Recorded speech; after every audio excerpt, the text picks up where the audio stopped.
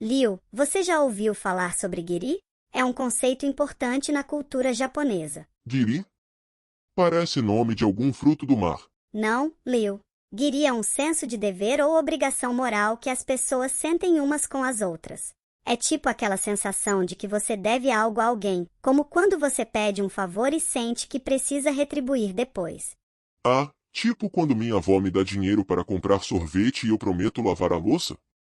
Só que eu nunca lavo, então acho que estou devendo um montão de guiri para ela, né? Mais ou menos. Giri é levado muito a sério no Japão.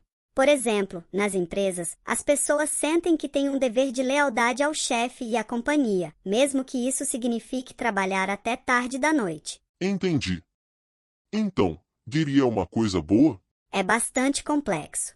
Por exemplo, Giri também existe no mundo do crime, como entre os Yakuza. Eles têm um código de honra muito rígido. Já viu aqueles filmes com o Ken Takakura?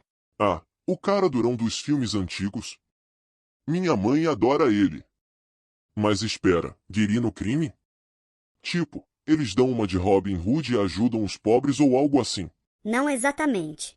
No caso dos Yakuza, Giri pode significar fazer sacrifícios pessoais para manter a honra da gangue. Tem até um filme em que o personagem do Ken Takakura corta o próprio dedo para se redimir de um erro. O quê?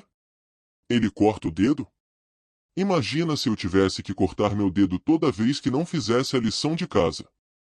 Ia acabar sem dedos nas mãos e nos pés.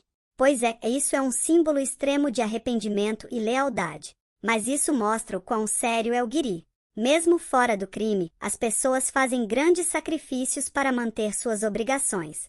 E sabe, Liu, o conceito de Giri é tão forte que ele também está relacionado a alguns dos rituais mais intensos da história do Japão, como o seppuku. Seppuku é aquele ritual onde os samurais se cortam a barriga, né? Ai, só de pensar me dá dor de barriga. Exatamente. O seppuku era uma forma de os samurais manterem a honra após falharem em cumprir suas obrigações ou após uma derrota. Era uma maneira de mostrar que estavam dispostos a fazer qualquer sacrifício para preservar a honra de sua família ou de seu senhor, tudo isso ligado ao Giri. Nossa, isso sim que é compromisso com o dever. Os jovens kamikaze também estavam seguindo o Giri. Muitos desses jovens aceitavam ser pilotos kamikaze, acreditando que era seu dever supremo proteger o Japão e seus entes queridos, mesmo que isso significasse sacrificar suas vidas. Eles viam isso como a forma mais elevada de lealdade e honra. Caramba!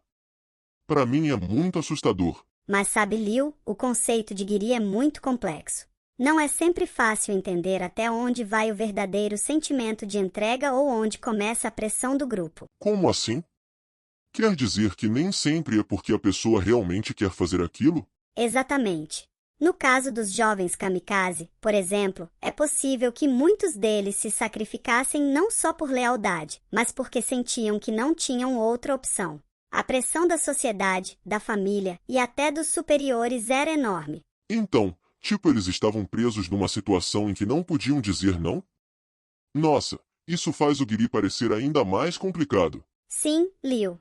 O Giri pode levar as pessoas a fazerem coisas incrivelmente corajosas, mas também pode empurrá-las para decisões trágicas, quando sentem que não têm escolha. É uma linha tênue entre dever e coerção. Uau, acho que vou pensar 2 vezes antes de reclamar da pressão de ter que lavar a louça e arrumar meu quarto. Não é nada comparado a isso. Verdade, Liu.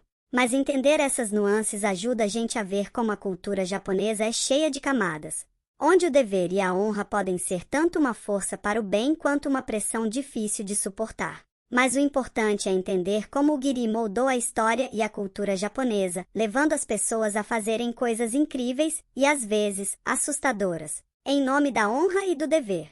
Entendi, Liu. Obrigado pela aula.